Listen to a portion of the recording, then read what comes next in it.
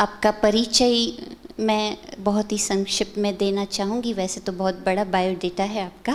लौकिक में आपने MSc मास कम्युनिकेशन में पढ़ाई की है और मिनिस्ट्री ऑफ हेल्थ दिल्ली में आपने information education and communication officer के पद पर सेवाएं दी है। पीस ऑफ माइंड चैनल में भी आपके कई लेक्चर्स और टॉक शोज़ टेलीकास्ट होते रहते हैं। हाल ही में आपने राजू भाई के साथ भी अमूल्य रतन में 1000 एपिसोड्स आपने कंप्लीट किए हैं। ना सिर्फ पीस ऑफ माइंड चैनल बल्कि नेशनल और इंटरनेशनल चैनल्स में भी आपके प्रोग्राम्स आते रहते हैं। तो ऐसी विशेष अमूल्य रत्न आज हमारे बीच है जो हम उनसे ज्ञान रत्नों से लाभान्वित होंगे। आदरणीय अदिति बहन जी। सभी प्यार से बोलेंगे। अपनी आत्मिक स्थिति में स्थित होकर अपने परम पिता शिव बाबा को याद करके और निज धाम को याद करके 3 दफ़ा बोलेंगे ओम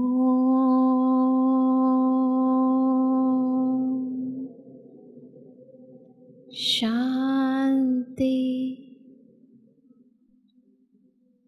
ओम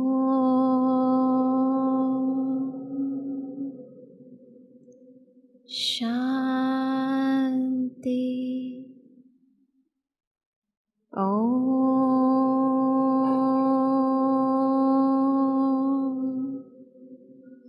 शांति।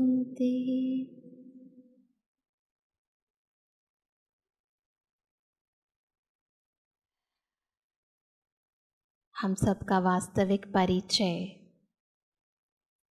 जिसे हम कहते हैं हमारा अस्तित्व, उसे बताने वाला तो हम सबका बाबा है।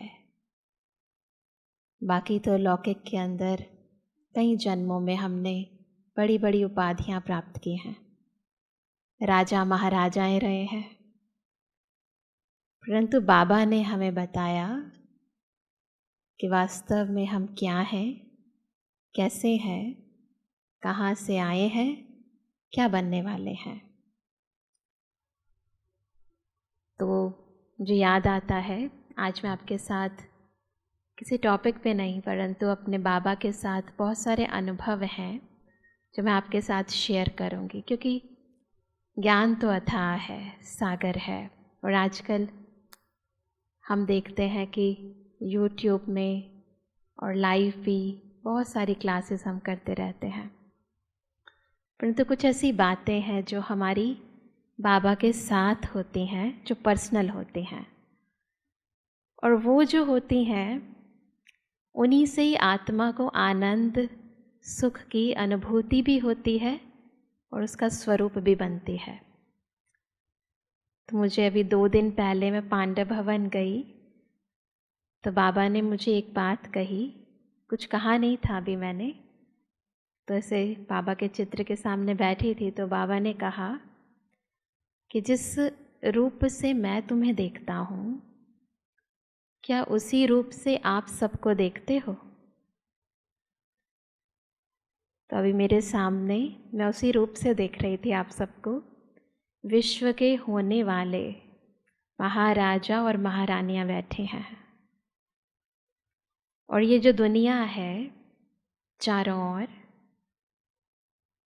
चाहे हम उसे इन आँखों से देखते हैं या फिर किसी मीडिया के टीवी से, मोबाइल में, कैसे भी देखते हैं, तो ये दुनिया तो अभी कन्वर्ट होने वाली है नई दुनिया में। तो कई बार हम ब्राह्मण होते हुए भी इधर उधर सबको देखते हुए उनकी बातें करने लगते हैं कि क्या हो रहा है दुनिया में, क्या क्या हो रहा है दुनिया में। परंतु बाबा कहते हैं कि मैं तो इस दुनिया को देखता ही नहीं हूँ, मैं तो उस दुनिया को देखता हूँ जो आने वाली है। मेरे बाबा ने बहुत अच्छी तरह स्पष्ट करते हुए कहा कि जैसे एक इंजीनियर होता है तो वो जब किसी स्थान पर जाता है तो वो स्थान उस समय ऐसे ही पड़ा होता है, या तो पुराना होता है या फिर बेकार पड़ा होता है। पर जब वो उस स्थान पर जाता है तो वो उस स्थान को नहीं देखता है, उसकी बुद्धि में वो बन रहा होता है कि मैं इस स्थान पर ऐसे ऐसे वो चीज़ बनाऊंगा, डैम बनाऊंगा, बिल्डिंग बनाऊंगा। तो उसको वो चीज़ दिखाई नहीं देती, वो ज़मीन दिखाई नहीं देती। तो अभी इस दुनिया में उस इंजीनियर के तरह हम कौन है? नई दुनिया की स्थापना करने वाले। तो सबसे पहले वो जो मॉडल है, जो नई दुनिया हम बनाने वाले हैं, उसका जो मॉडल है वो कहाँ बनना है? हमारी बुद्धि में। तो अब इस दुनिया को देखते हुए बुद्धि में रहे कि चारों ओर क्या है? सोने के महल हैं।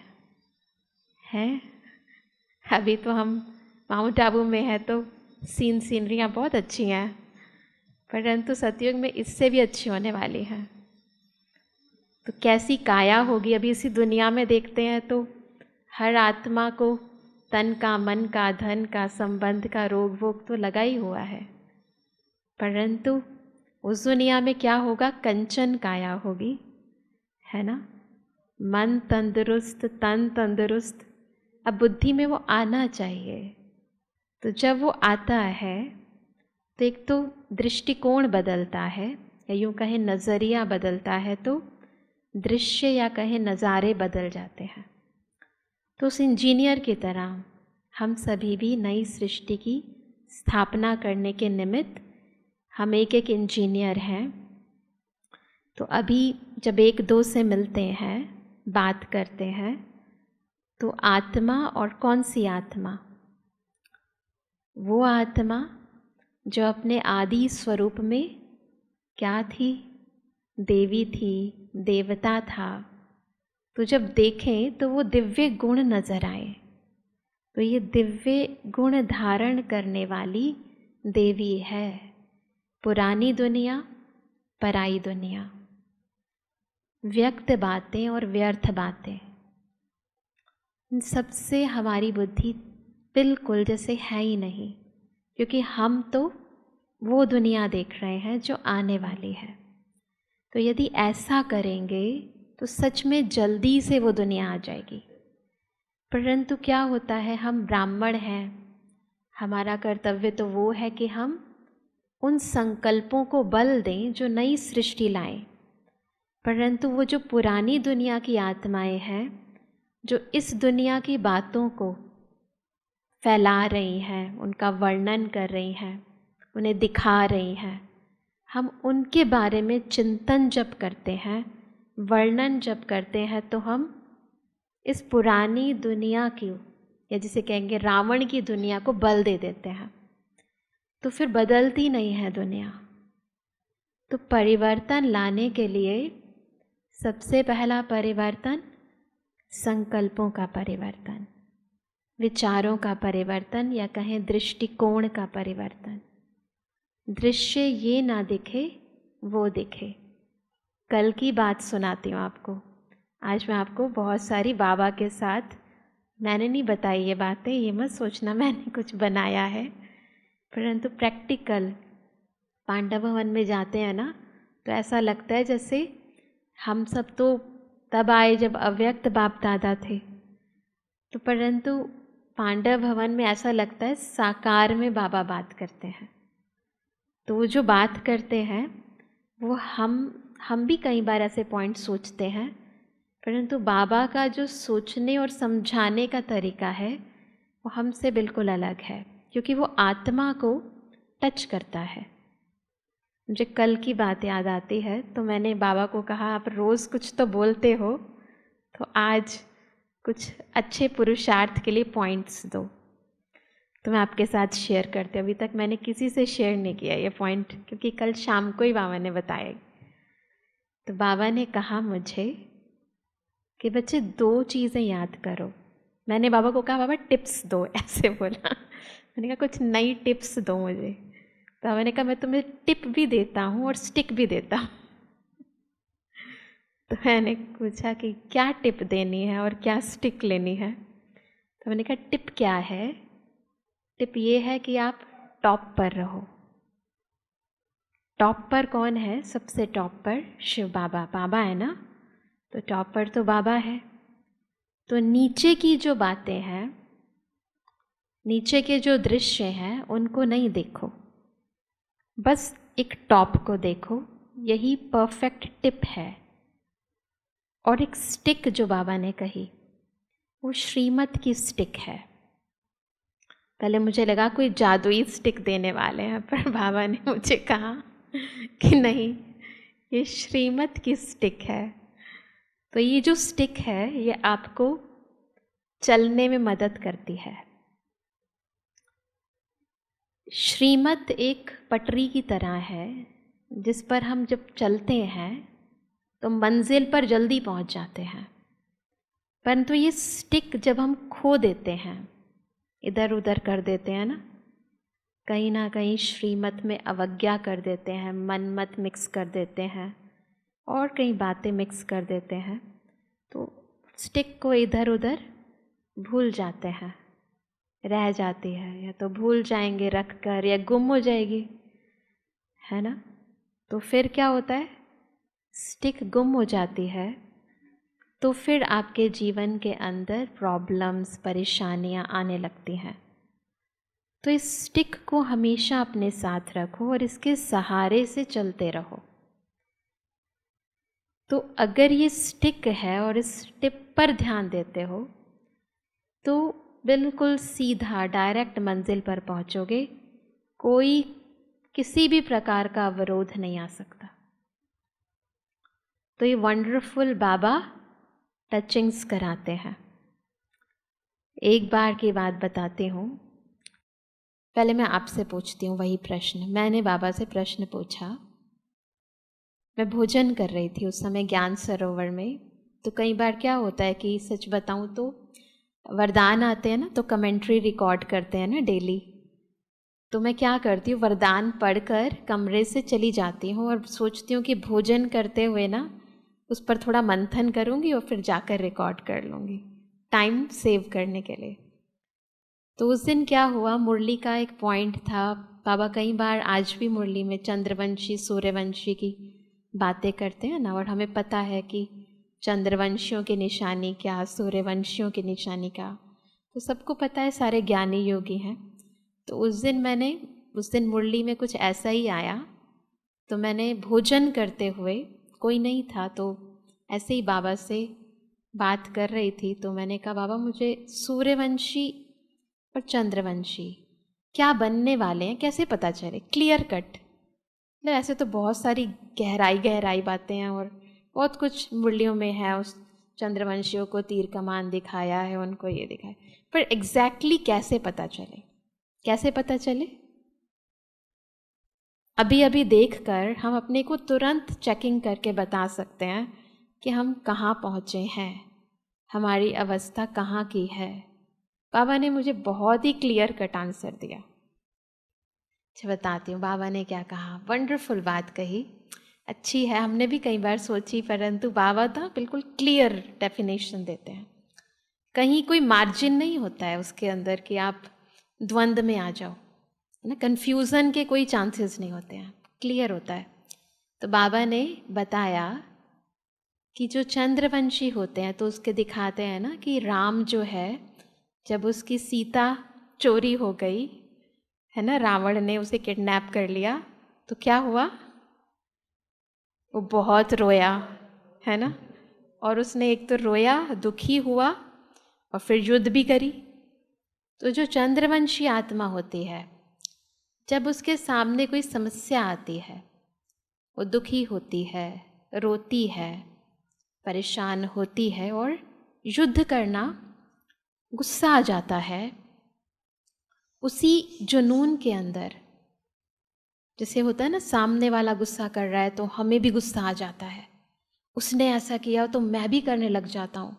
युद्ध क्या होता है, इधर से भी तीर आया तो इधर से भी तीर मारते हैं हम, है ना। तो जैसा एक्शन होता है वैसा ही रिएक्ट करने लग जाते हैं हम।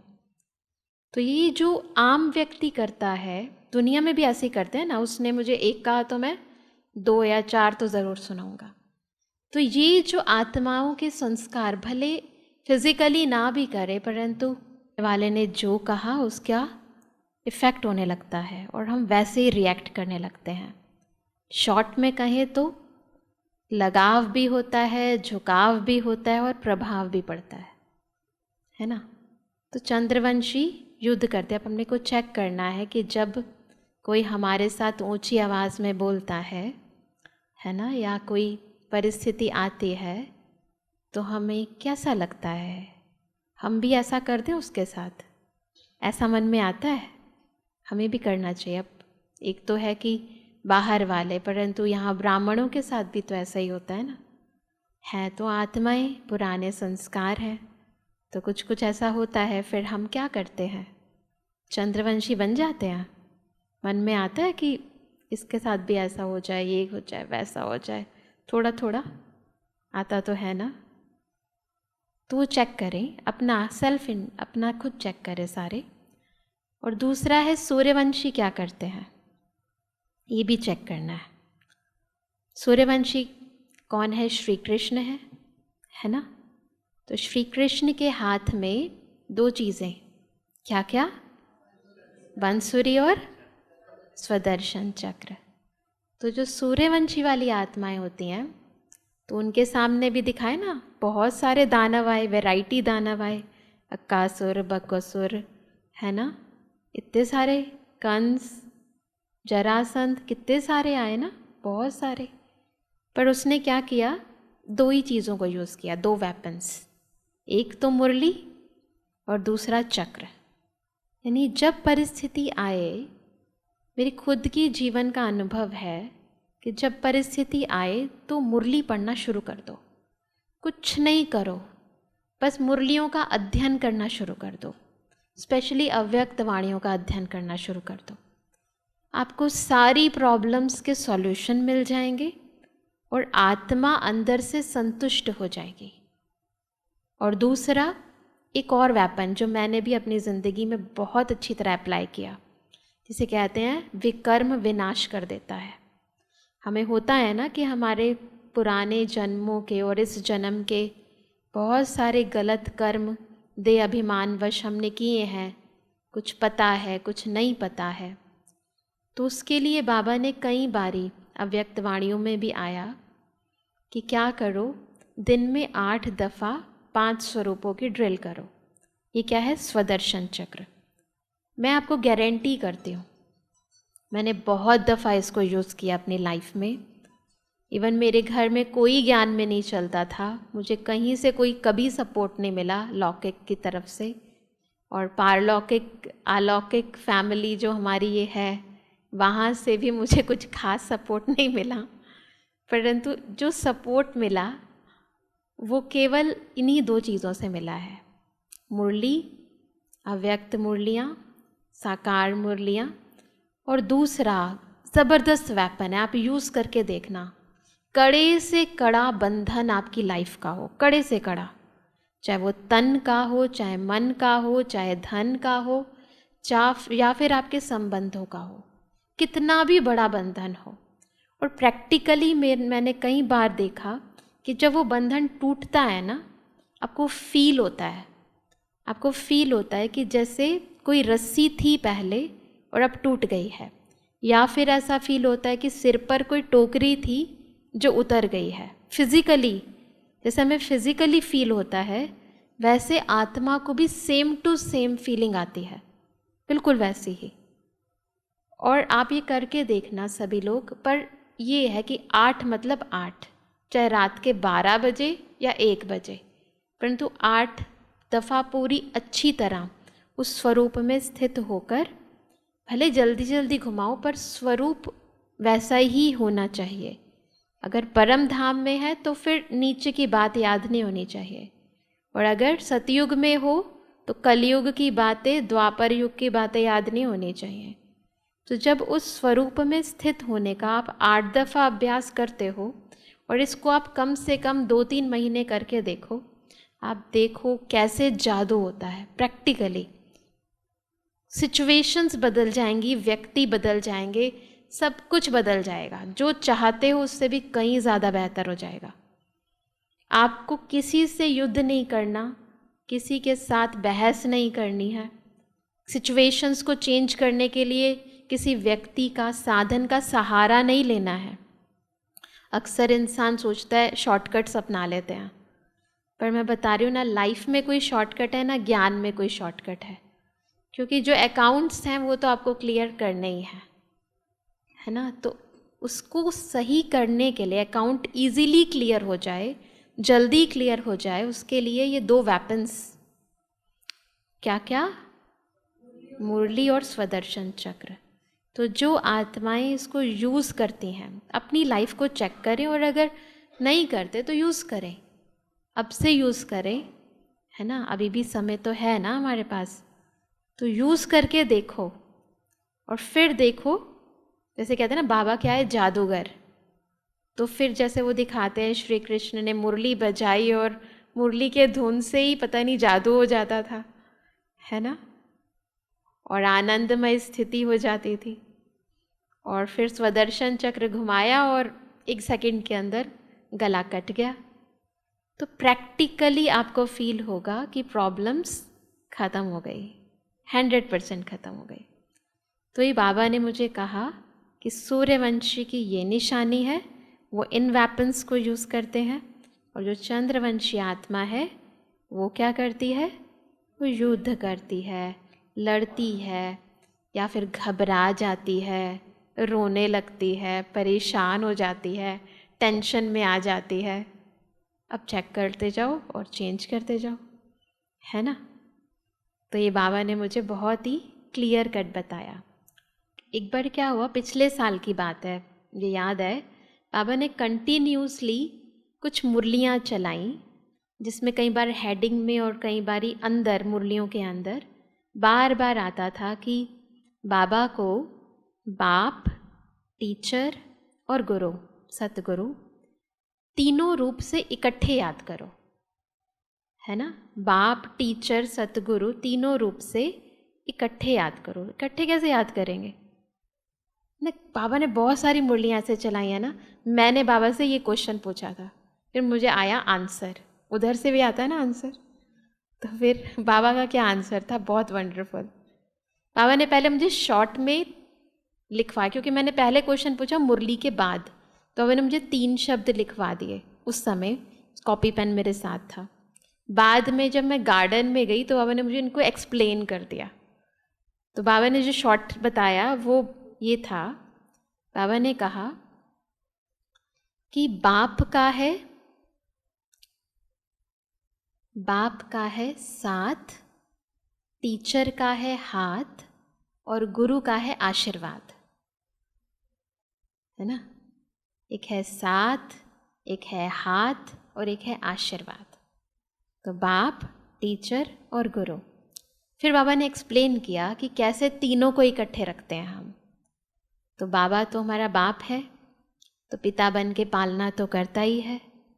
तो बाप हमें प्यार करता है हमेशा, तो उस प्यार के अंदर, उसके साए में, जैसे वो मेरे हमेशा साथ है, अकेले नहीं, हमेशा मेरे साथ है। तो हर कर्म में बाबा मेरे साथ है।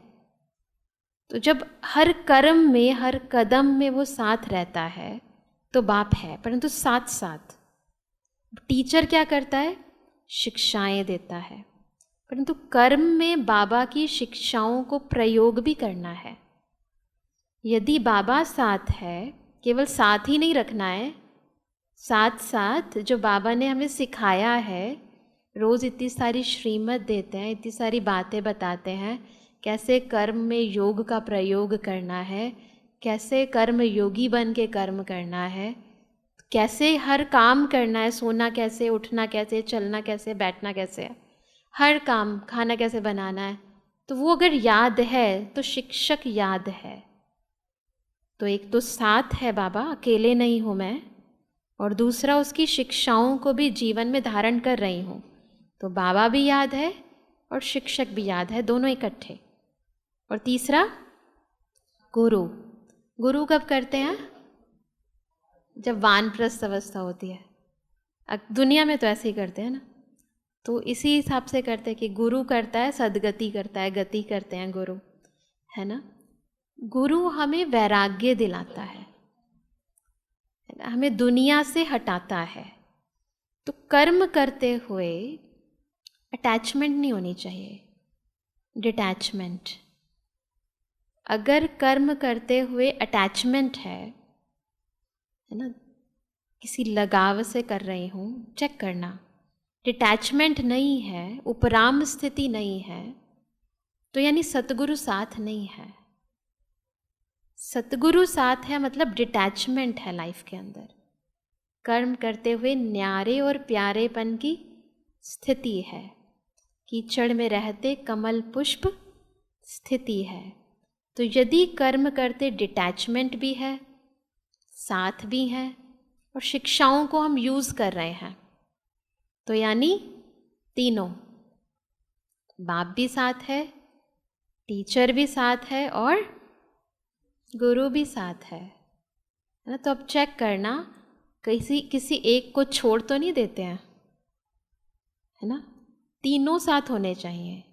एक को भी छोड़ा तो फिर मार्क्स पूरे नहीं मिलेंगे, है ना। तो गलतियां होने के चांसेस हो जाएंगे, विकर्म करने के चांसेस हो जाएंगे। तो क्यों होते हैं? जब हम तीनों में से एक को छोड़ देते हैं। तो बाप, टीचर और गुरु, साथ, हाथ, आशीर्वाद, है ना। वंडरफुल बातें है ना। मेरी नहीं है किसकी है? बाबा की है। एक बार और की बात सुनाती हूँ आपको। मैं पांडव भवन में अमृत वेले बैठी थी, तो बाबा ने मुझसे पूछा, कुटिया में बैठी थी, मैंने कहा कौन सी ड्रेस पहन कर आई हो सर्दियों के दिन थे, तो मैंने कहा कौन सी ड्रेस पहन के आई हो? मैंने कहा जो पहनते हैं बाबा। मैंने क्या? कहते देखो बाबा ने आपको ना 3 ड्रेसेस दी हैं, बस इन 3 ड्रेसेस को चेंज करते रहा करो। मैंने कहा क्या ड्रेसेस दी हैं? तो कहते देखो, एक दी है मैंने चमकीली ड्रेस, है ना, एक दी है गोल्डन ड्रेस, और तीसरी कौन सी है? हाँ, डायमंड ड्रेस। एक है चमकीली ड्रेस, एक है गोल्डन ड्रेस, एक है डायमंड ड्रेस। तो इन तीनों ड्रेसेस को चेंज करते रहा करो। तो उन्होंने मुझसे फिर पूछा, अभी बताओ कौन सी ड्रेस पहन कर आए आप भी अपने अंदर चेक करो। हम हमेशा इन तीनों में से किसी न किसी ड्रेस में रहते हैं। यानी आप सबको पता है, डायमंड ड्रेस यानी इस डायमंड एज की ड्रेस, है ना। तो सोचो, हीरे के कपड़े हैं आपके, तो सदा संगम युगी ब्राह्मणों की जो ड्रेस है वो है हीरा ड्रेस। यानी हमें याद है ब्राह्मण जन्म और ब्राह्मण जन्म के कर्तव्य, ब्राह्मण जन्म के नियम। तो उस ड्रेस में रहना, उस फीलिंग में रहना, मैं कौन? मैं ब्राह्मण आत्मा, मैं हीरे तुल्य आत्मा, मैं संगम युगी श्रेष्ठ आत्मा। तो सारे सम्मान जो बाबा हम संगम युगी ब्राह्मणों को देते हैं, उस ड्रेस के साथ, जैसे आप सोचो ना, मिलिट्री की ड्रेस पहनते हैं, है ना, पुलिस की ड्रेस पहनते हैं, डॉक्टर की ड्रेस पहनते हैं, तो फीलिंग आती है, कर्तव्य याद आता है ना, जैसे वो ड्रेस पहनते हैं, तो उस भान में आ जाती है आत्मा, है ना। तो वो जो घर में मैं किसी का पापा हूँ, किसी की मम्मी हूँ, किसी का भाई हूँ, वो नहीं याद होता। उस समय वो जो ड्रेस पहनी होती है ना, उससे संबंधित बातें ध्यान में रहते हैं। तो वो ड्रेस पहन के रखना। और फिर गोल्डन ड्रेस, हाँ, देवी देवता की ड्रेस, है ना। तो कौन सी ड्रेस पहनी है? तो जब याद आए कि मैं कौन हूँ, तो जैसे हमारे होते हैं ना, अलमीरा में पड़ी होती है ड्रेसेस, तो वैसे हम सबकी तो वाइट होती है, परंतु फिर जब अलमीरा में देखो निकालने के लिए, तो अपने मन में सोचना कि आज मुझे कौन सी ड्रेस पहननी है। तो फीलिंग आए। एक होता है देह की पोशाक, परंतु एक है उस देह का भान कौन सा है। तो गोल्डन ड्रेस यानी सतयुगी देवी देवताओं की ड्रेस, मैंने गोल्डन फील करो कि सच में मैंने सोने की ड्रेस पहनी है। तो वो जो स्वर्ण युगी कैरेक्टर्स हैं, क्या बताते हैं देवी देवताओं का गायन? कौन है वो? सर्वगुण संपन्न है, 16 कला संपूर्ण है, संपूर्ण निर्विकारी है, मर्यादा पुरुषोत्तम है ना, सबको याद है। तो वो जो फीलिंग्स आनी चाहिए, वो जो खुशी होनी चाहिए, वो जो दिव्य गुण आने चाहिए, वो जो मुस्कुराहट होनी चाहिए, है ना, वो नशा होना चाहिए, है ना, वो आ जाए जैसे ही हम वो गोल्डन ड्रेस पहने, है ना। और उसके बाद तीसरी ड्रेस है चमकीली ड्रेस। वो कौन सी है? हाँ, देखो सबको याद है। तो वो ड्रेस पहन के रखो। कैसे हूँ मैं? लाइट लाइट, है ना, बिल्कुल वाइट लाइट, हल्की हल्की, कोई बोझ नहीं, कोई चिंता नहीं, है ना, बिल्कुल निश्चिंत, हल्के, देह के आकर्षण का कोई लगाव नहीं, अर्श पर ऊपर फर्श छोड़ दिया। और फिर बादलों में अगर आप चल रहे हो तो कैसे लगेगा? तो फरिश्तों में हो ना, फरिश्तों की दुनिया। तो आपको ऐसा लगे जैसे कि मैं उड़ रहा हूँ, मैं धरती पर नहीं हूँ। तो ऐसी ऐसी फीलिंग्स में रहना, यानी चमकीली ड्रेस पहनना, है ना। तो अभी अपने से पूछना रोज़, आज कौन सी ड्रेस पहननी है? ओम शांति। तो आज अदिति बहन ने बहुत अच्छा मौका दिया उनको भी याद करने का, और हमको भी बाबा को नए तरीके से याद करने का। तो ये सब चीज़ें जो हैं, नशा भी रहता है कि कल पहले भी इस तरह से हम बैठ के हमने अनुभव सुने थे और अनुभव किया था, और कल भी करेंगे। तो यह हमारा सौभाग्य है कि परिवार के बीच में इस तरह से अनुभव हमें सुनने को मिले। और मैं अदिति बहन का बहुत बहुत धन्यवाद करता हूँ आप सबकी तरफ से, और उम्मीद करता हूँ कि जब भी आप बुलाओगे तो अदिति बहन हाजिर हो जाएगी। ठीक है? ओम शांति।